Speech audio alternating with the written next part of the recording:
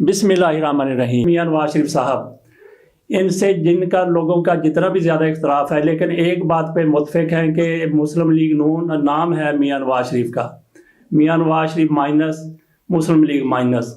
हुआ यह है कि हमें यह बताया गया पूरी कौम को कि मियां नवाज शरीफ साहब वज़ीर-ए-आज़म बनेंगे, पाकिस्तान आएंगे, पाकिस्तान आ गए, सारी कंपेन उनकी होती रही। एक मियां नवाज शरीफ की जगह शहबाज शरीफ को नामजद कर दिया गया।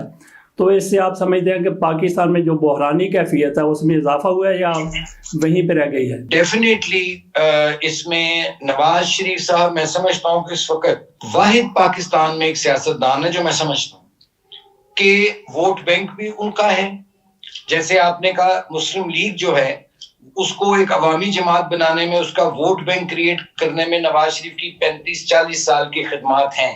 बाकी जो लोग हैं, अगर आप नवाज शरीफ साहब को माइनस कर देते हैं, और मैं ये बड़ी जिम्मेदारी से बात करने लगा हूँ, यकीन माने मुस्लिम लीग नून में कोई एक शख्स नहीं बचता बशमूल मेरे जो काउंसलर का इलेक्शन भी इंडिपेंडेंट जीत के दिखा दे।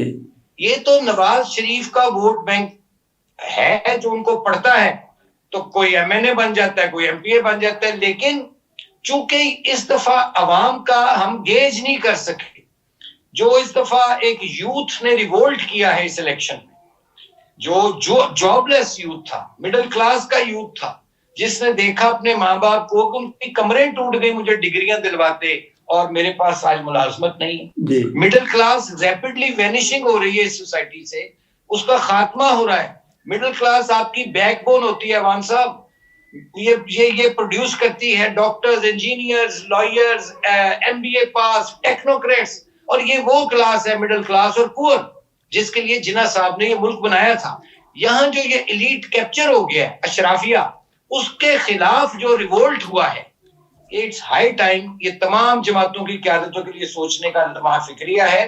और मैं समझता हूं कि नवाज शरीफ साहब ने जो ये फैसला किया, क्योंकि उनको नजर आ रहा था कि एक वीकर मखलूत हुकूमत बनने जा रही है, लेकिन मैं ये समझता हूं कि उनका ये फैसला जो है उससे पाकिस्तान को, मैं समझता हूं कि अगर वो ये फैसला ना करते और खुद जैसे लोगों ने जैसा भी वोट डाला, वो एक स्लोगन जैसे आपने फरमाया कि पाकिस्तान को नवाज दो, तो वो तो लोगों ने नवाज शरीफ को वोट दिया। उनके जो वोटर्स सपोर्टर्स हैं और वोट देने वाले, उनको मियां साहब के इस फैसले से बशमूल मेरे सख्त मायूसी हुई है। जी अच्छा, आपने ये कहा कि वीकर हुकूमत बन रही थी, तो वीकर हुकूमत के लिए तो एक मैं समझता हूँ कि मजबूत पर्सनैलिटी की ज़रूरत थी।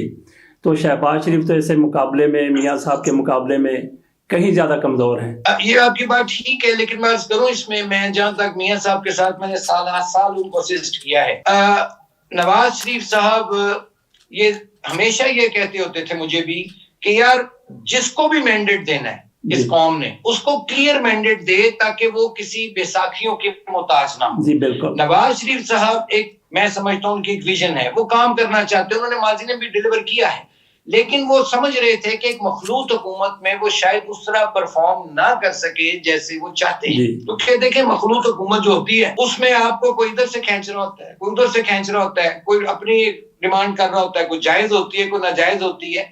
तो उसमें मियां साहब जो हैं वो मैं ये अपना लफ्ज यूज कर रहा हूँ कि वो इस ब्लैक मेलिंग को पसंद नहीं फरमाते। जी ठीक है, ये लफ्ज मेरा है, मियां साहब का नहीं है। मैं समझता हूँ कि वो कहते होंगे कि यार मुझे काम करने नहीं दिया जाएगा और ब्लैक मेलिंग होती रहेगी, इसलिए उन्होंने अपने आप को विड्रॉ किया। वो चाहते थे इंडिपेंडेंट हो के, जो मैं उनके मिजाज को समझता हूँ कि वो नहीं चाहते थे कि उन पर किसी किस्म का दबाव हो या वो कोई बैसाखियों के मोहताज हो। जी। तो लेकिन मैं ये आखिरी लफ्ज ये अर्ज कर रहा था, लाइन कट गई, कि मैं समझता हूं कि मियां साहब ने अपनी सियासी इनिंग एक भरपूर खेली है। अभी वो खेल सकते थे, लेकिन उन्होंने प्री मैच्योर वक्त से पहले अपनी सियासी इनिंग डिक्लेयर कर दी। जी बहुत शुक्रिया सर, बहुत शुक्रिया, बड़ी मेहरबानी, थैंक यू सर।